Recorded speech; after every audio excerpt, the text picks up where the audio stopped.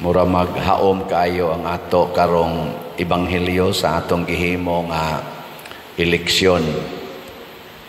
Ang magbalantay sa Pilipinas maoning ato karong gipili. Mga addition kay midterman, in addition sa mga magbalantay legislative, sa atong mga executive nga area, sa local, sa gobernador, congressman, sa mayor, konsihal. Mao nang nagpili tarog magbalantay. Kinsa man ning gitawag ni Kristo nga mga tulisan o kawatan, kanang dili kuno moagi sa pultahan. Unsa man ang dili moagi sa pultahan panahos eleksyon? Ibaw mo?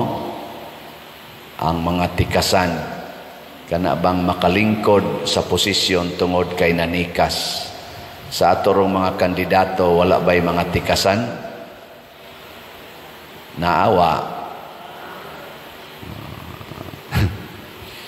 Ang common kay natong tikas, kana yung vote buying o kanang dagdag bawas niya. Karon murag muna giduda-dudahan nga basin o mahitabo gini gani sa mga observations na amang gyud ang vote buying gani dili na kinamangay, binarugay na ang vote buying.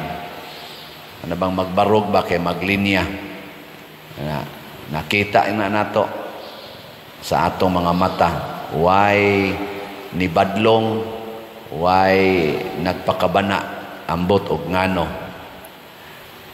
niya ang dagdag bawas na na nag-accuse ana diha pinaagis atong machine.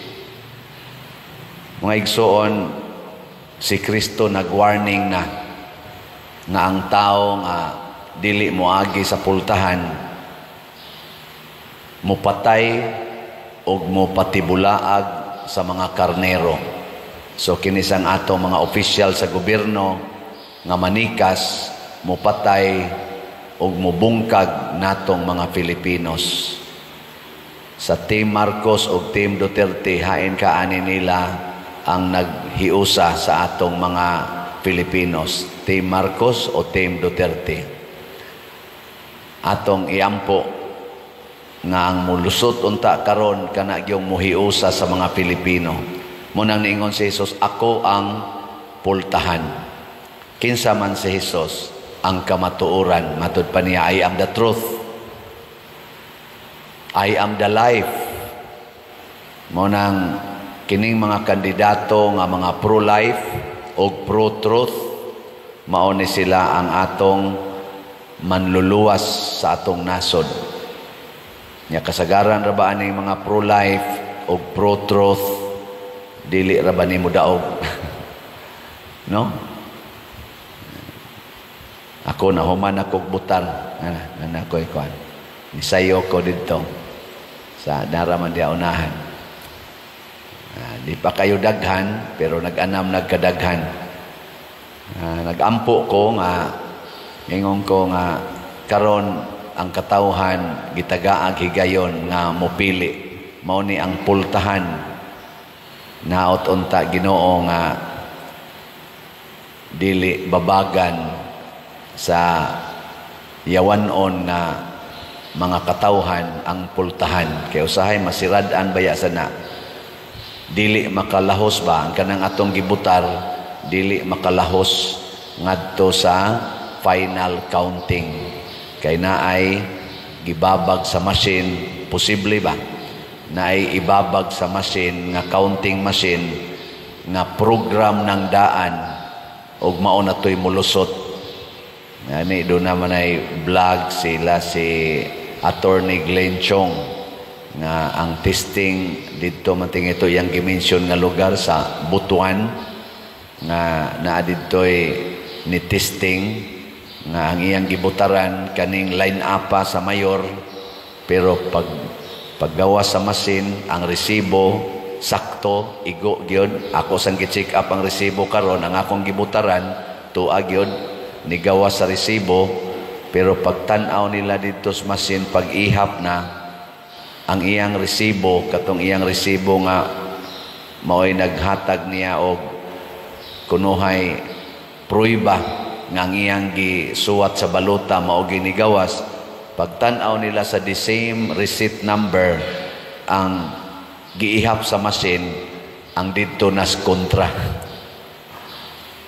Nya iya na sang giusab, tagaan siya og another ballot, testing ballot, number 9 mantog number 10 ang gisulti ni Attorney Glenchong. Ang number 10 iya nagyong gi-overvote niya kay para dili na maihap. Ang mayor mo iyang gi-overvote, duha ka mayor ang iyang gibutaran kay og ma-overvote ka di man na ipon. Nya ang iyang konsihal maura gyapon, murag maura man tingali gyapon to. Pag resulta ko no, gibutangan sa masin nga overvote, so dili siya maihap ang mayor, pero ang konsihal okay ra.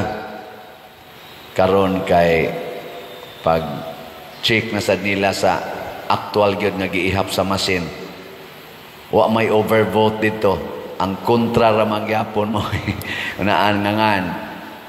Nang gahimo sila og gahimo siya og petisyon ngadto sa Comelec. Kadto usa ra to ka machine.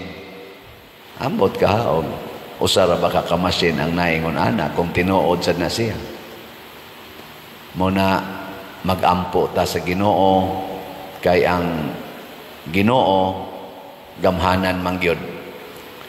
Nga bisan pa tingali mudaog ang dautan kung daghan na kaitang nagampo kitang mga Katoliko dinis Pilipinas, magampo ta alang sa hustisya, kamatuoran o katarungan sa atong kaangayan, sa atong katilingban, ihatag sa Ginoo kay siya may pultahan, ihatag niya basin dili niining paagiha. Kay kining paagiha nga eleksyon posible mang matikas basin iagi sa Ginoo sa laing paagi. Iya na pareha bitaw sa una ang mga kadto mga Israelita di na sila kaagi sa dagat kay Red Sea, mga lumo sila sa dagat, wa na sila agianan unya kun moatras pud sila sa dagat, atubang sad sila sa mga sundao ni Paraon, mahurot sad sila kamatay kung ilang makig-away sila. Pero ang Ginoo mo'y nihimugdan, iyang gibuak ang dagat og niagi sila. Ang Ginoo ray makahimo ana. Muna importante kay nato ang pag-ampo. Kay bisan ang mga tikasan mahilis ra na sila pinaagis pag-ampo sa Dios non nga pamaagi. Daghag paagi ang Ginoo, endless, dili siya kanabang dili siya ma-corner nato sa usa lang ka paagi.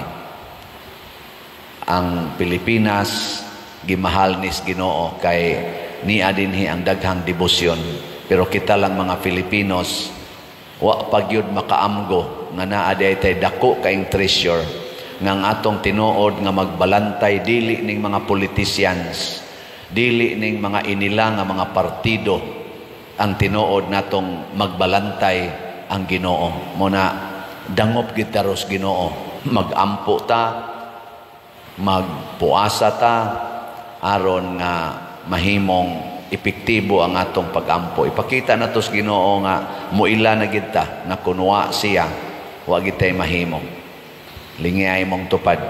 Inanisalig ka sa mga politisyan, nanisalig ka, pulos gina sila di kasaligan og way Ginoo. Muna sa atong unang pagbasa, gibutang dinhi nga si Pedro wa na siya mosubay sa gilatid sa ilang mga leaders sa mga Israelita. Matod pa niya, kadtong mga mananap nga giisip natong hugaw, giingnan ko sa Ginoo, ayaw isipang hugaw ang gipili sa Ginoo. Posible nga naataroy mapili nga mga kandidato nga doon na tayo usahay judgment nga hugaw man ni siya, bati man ni siya. Pero kung dili lang yun pinaagig tikas, kung gipili ginas katawhan, mapuslanon gid na siya. Bisan pag atong tan-awon nga murag hugaw siya og kinabuhi. Kay wa kunoy hugaw basta gipili sa Ginoo. Muna ang question diha, gipili ba ni Ginoo o gipili lang pinaagi sa tikas? O gipili sa mga tao kaning mugawas gyud ang normal nga gibutaran, bahala na kung say rason nga nung nibutar ka, niya mahimog yung majority. Amo na gitawag sa Latin nga vox populi vox Dei. Ang tingog sa katawhan, mao'y tingog sa Dios. Pero kung gitikas, niya nagampo ta, muhimo ang Ginoo sa iyang aksyon kung kinsa gitinuod niyang gipili. Parihan ni Moises, gihinginlan siya dito sa Ehipto, kay nasakpan siyang wa na mutuman sa pamalaod sa Ehipto. Niya kay gipili man siya sa Ginoo, nibalik siya sa Ehipto, isip leader na sa Ginoo. O nagmalampuson siya. Gihinginlan siya, kay dili siya dawaton isip leader, anak ni Paraon, gi-reject na siya, pero gibalik siya nga to aron mahimong leader. Ang Ginoo na nagpili. Muna diri sa atong tubag sa Salmo, sa to itong tubag sa Salmo, limot na mo. Ang akong giuhaw sa buhi nga Dios. Unsa may imong giuhawan karon? Kwarta o Ginoo? Muna ato ng paminawon. Kaya nga atong kalag, wa ni giuhaw og kwarta, giuhaw gid ni Ginoo. Niya kun ato siyang tagaan og pagampo, pagtinarong, pagpaubos, mugawas gid na ang gahom sa Ginoo. Niya once gani mugawas na nang gahom sa Ginoo, wala nay makapiog ni ana. God will make a way. Muna gawas nga magampo ta, maghinulsol pud ta sa atong mga sala. Aron ang Ginoo mo'y moayo nato, mo'y mohimo nato nga instrumento sa kalambuan sa atong nasod, kalambuan sa atong pamilya, kalambuan sa atong kalibutan.